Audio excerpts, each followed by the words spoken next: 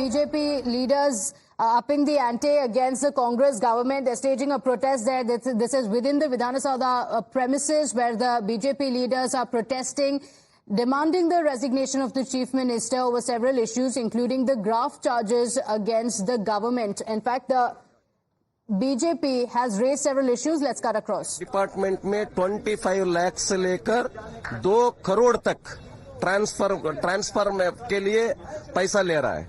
RTO department में 25 लाख से 1 करोड़ तक ले रहा है। इरिगेशन डिपार्टमेंट और पीडब्ल्यूडी डिपार्टमेंट में 25 लाख से लेकर 5 करोड़ तक इंजीनियर्स के लिए ले रहा है। हर डिपार्टमेंट में ट्रांसफर के लिए पैसा ले रहा है। पैसा के बिना कुछ भी ट्रांसफर नहीं होता है इस गवर्नमेंट में। ये मुद्दा आप काउंसिल और असेंबली में भी लेंगे? काउंसिल में भी हम लेंगे और असेंबली में भी हम लेंगे। ये गवर्नमेंट का लाइफस्टाइल है करप्शन। बार बार कांग्रेस ये बोलती है कि बीजेपी सिर्फ हिट एंड रन करती है, बिना कुछ एविडेंस के ऐसे चार्जेस कांग्रेस के ऊपर लगातार बताती रहती है। तो आप इस अभी रेट कार्ड बोल रहे हैं। हिट एंड रन का हिस्ट्री है कांग्रेस के लिए। हमारे को बोले थे 40% कमीशन का गवर्नमेंट ये चलाया बोल के, क्या किया ये गवर्नमेंट ने? क्या किया उसको? क्या डिफरेंस बता रहा है बीजेपी गवर्नमेंट करप्शन गवर्नमेंट ना? बताइए कैसे करप्शन? आपके इंक्वायरी का रिपोर्ट, कल सीएलपी मीटिंग में इंक्वायरी रिपोर्ट दीजिए, हम पूछते हैं। ठीक है, कल सीएलपी मीटिंग में ब्रीफिंग में हमें यह पता लगा है कि ब्रीफिंग भी हुआ है लेजिस्लेटर्स को कि बीजेपी को हेड ऑन टैकल किया जाए। ये जो करप्शन एलिगेशन आप बार बार लगा रहे हैं, हम तैयार है, हम नहीं डरते। वो भी नहीं डरना, क्योंकि वो सत्य हरिश्चंद्र का एक आदमी सत्य हरिश्चंद्र है ना। क्यों डरना?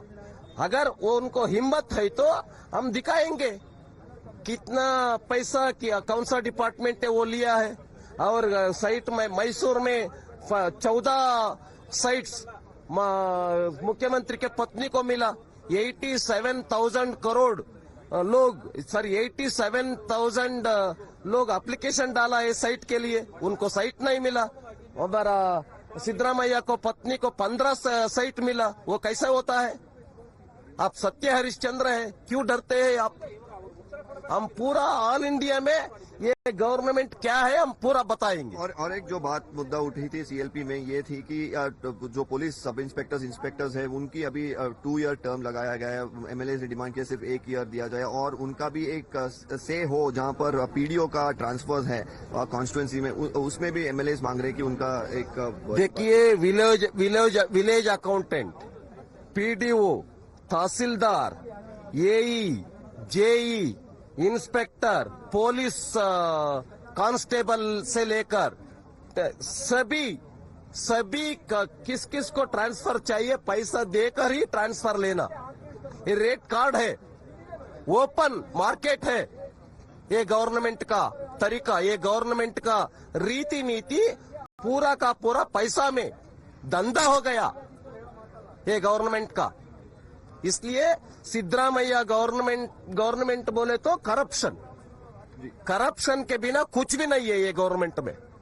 Okay, well, that's the word from MLC, Mr. Ravi Kumar, who is going on to say that this entire government is embroiled in corruption. They're talking about, of course, he was mentioning about rate cards as well, saying that money has been fixed for transfers and it's a business of sorts that's happening in the state of Karnataka. Right, but the Congress party is also holding a CLP meeting to counter the BJP in the state. The meeting is to formulate the strategy further. So, Deepak, what are the details? Because the BJP has raised several issues. The recent bill that had been brought in by the Karnataka government, the allegations in the Valmiki scam. They're talking about the Mysore urban development scam.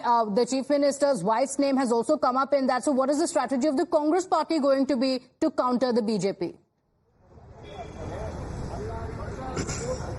Well, the Congress Legislative Party meet was held last night after the assembly. It has concluded and various issues was of course discussed, and one of the main things of course was to counter the BJP because they've of course been staging protests like we just saw here.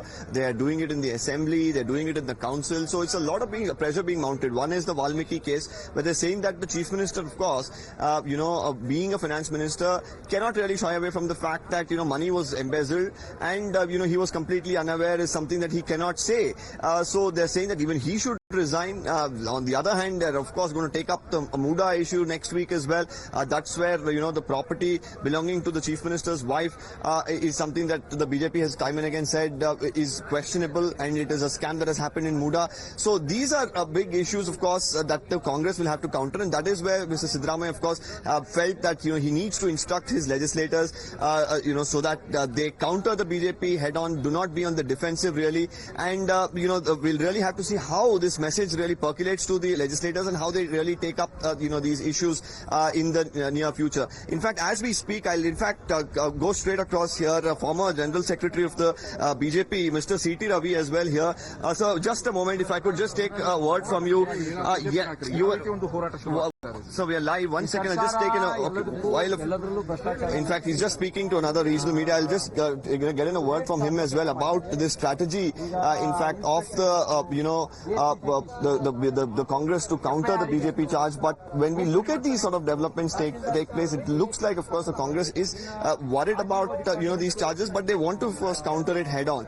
Now, how will they really ensure that they really manage this situation well, so that it does not cause more embarrassment to the Congress party? Something that remains to be seen. More importantly, we are also learning from our sources that the chief minister expressed concerns about how BJP wanted to target him particularly, and a few BJP leaders at the state level, including in some from the JDS as well, wanted to really finish him off politically, and that's the reason charges are being leveled against him. So all of this of course came up during the CLP meet. So it's going to be interesting, these counters of course that do come in eventually from the Congress party post this legislative party meet. Right, so the BJP protesting on one hand, in fact they've upped the ante as well. Remember, the BJP has been demanding the resignation of the chief minister. The Congress party meanwhile is also holding a CLP meeting to counter the BJP in the state. So the party meeting is of course being chaired by the Karnataka chief minister. The BJP has been raising the scams that have come to light. The Congress party has been countering it, calling it just political vendetta. Yes, Deepak. Yes, so now कल एक CLP meeting में strategy हुआ है कि BJP को counter करना है, offensive में रहना है, डिफेंसिव में नहीं, क्योंकि आप लगातार करप्शन की चार्जेस लगा रहे हैं कांग्रेस पार्टी के ऊपर। करप्शन हो रहा है, केवल हम आरोप कर रहा है ऐसा नहीं है, करप्शन हो रहा है, करप्शन के खिलाफ हम बात कर रहा है, केवल आरोप नहीं, वास्तविक है।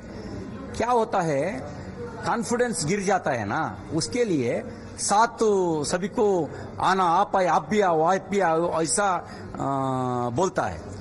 वो कॉन्फिडेंस है तो अकेला लड़ता है, उसको कॉन्फिडेंस नहीं है, उसको मालूम है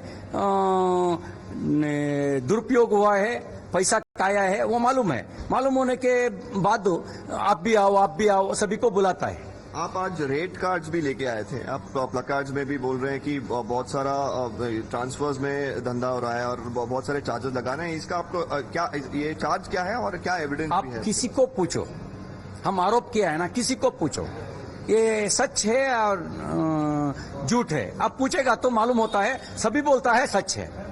बेंगलुरु में FIR पर स्क्वायर फीट को 100 रुपये फिक्स किया है, आप किसी को पूछो।